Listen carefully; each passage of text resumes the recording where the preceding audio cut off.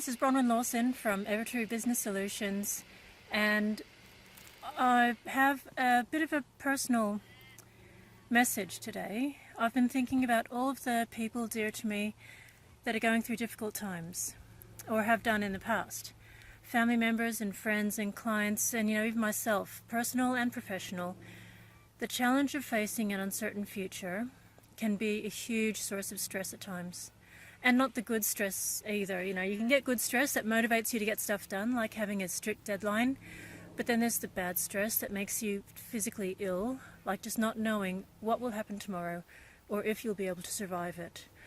I did a Google search of the top 10 problems that small businesses face, and surprise, surprise, the number one problem is uncertainty. Now, I'm no expert at solving my problems, let alone somebody else's, but I do know the answers are there for the finding. When it comes to small business problems, having a difficult cash flow has got to be the number one source of uncertainty that I've ever seen. The answer to this problem is not easy. How could it be? You can't just magic that money into your account, or we all would have done it. And there's a reason that Tats Lotto draws are always so popular. Despite the impossible odds, there is that tiny glimmer of hope. And sometimes that's all we need in a time of really bleak uncertainty. Hope. Hope gives us courage to keep going, to do the hard yards and make the hard decisions, to get up early or work late, to be brave and step out into uncharted territory. Without hope, the worries and the uncertainty and the fears can get the better of us. Now, to quote a scripture, "If ye are prepared, ye shall not fear."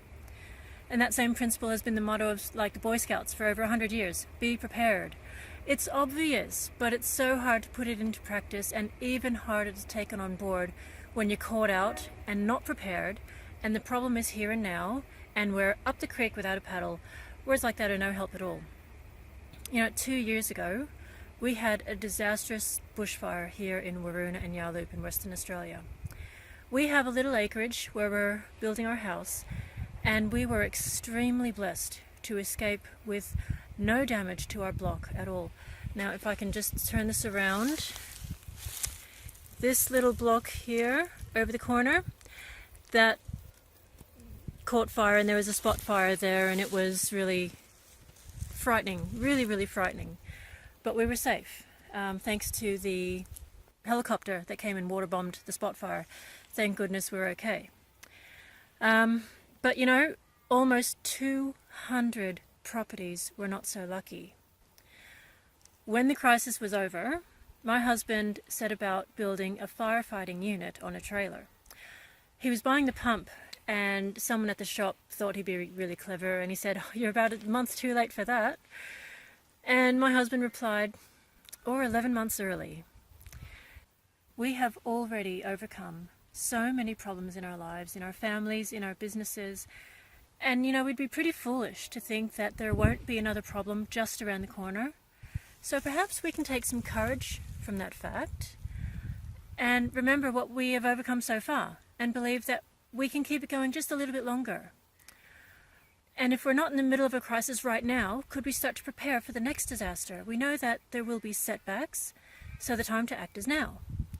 As far as what actions to take and how we do that is another topic altogether. Today my goal is just to inspire a little hope in all of us to stay on course.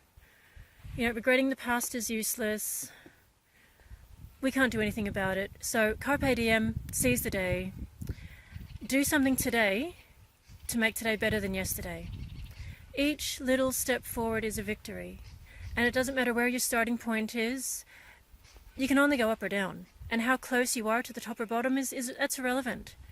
Just keep going in the right direction, and as we move one step forward at a time, we will grow that faith and build that hope, and we'll be able to overcome anything. Now, my specialty is in the numbers side of business. I know that numbers never lie, and even if you're not a numbers person, you can still learn simple methods to get your head around it all and to really take your business seriously. Why not check out my website? I hope you have a great day, and until next time, bye for now.